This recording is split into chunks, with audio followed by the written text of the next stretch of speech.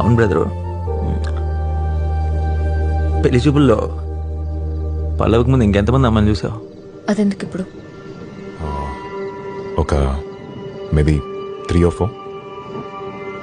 అంటే పల్లవి నంబర్ 5 అన్నమాట. మిగతా అమ్మాయిలో ఇంకెవ్వరు నీకు సెట్ అయినా పల్లవి నీ లైఫ్లో ఉండేది కాదు.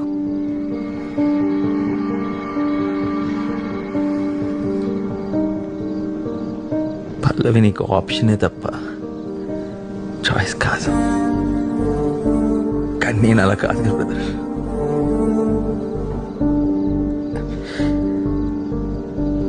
తన్నే ప్రేమించాను, తన్నే పెళ్లి చేసుకోవాలనుకున్నాను. చావైనా బతుకైనా తనతోనే అనుకున్నాను. నాది కదా ట్రూ లవ్.